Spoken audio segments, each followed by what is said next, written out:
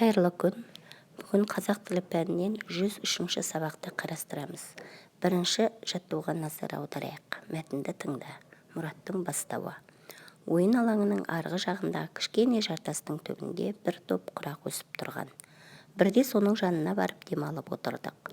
Бұрын осы жерде бастау болған дейді атам. Әне, жер дымданып жатыр. Қазып көрсек қайтеді? Мүмкін су шығар, деді Мұрат. Оның сөзін әркім өзінше күлкіге айналдырып жіберді. Мейлі, күле беріңдер деп Мұрат өкпелеп кетіп қалды. Біз қайтадан ойынға кіріскенбіз. Мұрат келе жатыр деп бір бала дауыстап жіберді. Жалт қарасақ Мұрат келе жатыр екен. Қолында күрегі бар. Ол әлгі ойпаң жерді қазуға кірісті. 2-3 күрек бойы қазғанда су шығып бүлкілдеп аға бастады. Бізде үн жоқ. Мұрат бізге күле қарап: «Бастаудың мөлдір суынан ішіңдер», деді. Біз бастау суын қос уыстай іліп алып, ішіп жатырмыз. Салқын су қандай тамаша десеңші. Енді мәтін соңындағы сұрақтарға жауап берейік. Балалар қай жерде ойнады? Балалар ойын алаңында ойнады. Балалар ойнаған алаңда бұрын не болған екен? Балалар ойнаған алаңда бұрын бастау болған екен. Мұрат бастауды қандай белгілеріне қарап тапты? Мұрат бастауды жердің дымданып жатқанына қарап тапты. Мұраттың бастауды табуына оның қандай қасиеттері көмектесті? Әрине, еңбекқорлығы, ақылдылығы. Бұлақ суының адамға қандай пайдасы бар? Бұлақ суы алдымен адам шөлін қандыру үшін, ішу үшін, тазалық үшін пайдаланады. Бау-бақша егіндерін суғару үшін пайдаланады. Келесі екінші жаттығуға назар аударайық. Мәтінді көркем жаз. Сулы жер, нулы жер. Ну дегеніміз қалың тоғай. Тоғай іші көңілді. Осы жерде қарамен жазылған сөздер қай сөз табына жатады? Қандай жер? Сулы жер. Қандай жер? Нулы жер. Тоғай іші қандай? Тоғай іші көңілді. Яғни қандай деген сұраққа жауап беріп тұр. Бұл сөздер сын есім болады. Енді осы қарамен жазылған сөздерді сөз құрамына талдайық. Сулы деген сөздің су түбірі лы жұрнағы. Нулы деген сөздің ну түбірі лы жұрнағы. Көңілді деген сөздің көңіл түбірі ді жұрнағы.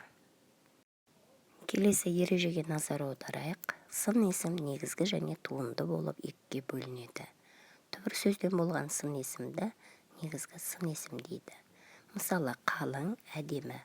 Түбір сөзге жұрнақ жалғану арқылы жасалған сын есімді туынды сын есім дейді.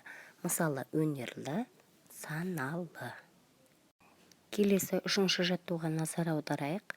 Берілген негізгі және туынды сын есімдерді салыстырып, олардың ұқсастығы мен айырмашылығын тап дейді. Негізгі сын есімдер жаңа, көк, жүйрік. Бұлар түбір сөзден болған сын есімдер. Туынды сын есімдер әдепті, сүтті, атақты, көктемгі. Бұл туынды сын есімдер түбір сөзге жұрнақ жалғану арқылы жасалып тұр. Негізгі және туынды сын есімнің ұқсастығы екеуі де қандай деген сұраққа жауап береді. Ал айырмашылығы негізгі сын есім түбір сөзден болады, туынды сын есім түбір сөзге жұрнақ жалғану арқылы жасалады. Келесі төртінші тапсырмаға назар аударайық. Оқы және не туралы айтылғанын анықта. Бірінші бағанды оқиық. Оның құлағы, құйрығы және жүні бар. Осы жерде не туралы айтылғанын бірден біле аламыз ба? Жоқ, біле алмаймыз. Себебі кез келген жануардың құлағы бар, құйрығы бар, жүні бар. Не туралы екенін біле алмай тұрмыз. Енді екінші бағанға назар аударайық. Оның ұзын құлағы, қысқа құйрығы және жылы жүні бар. Жазда жүні сұр, ал қыста ақ болады. Осы жерде мәтін не туралы айтылғанын бірден біле аламыз ба? Әрине біле аламыз. Бұл жерде мәтін қоян туралы айтып тұр.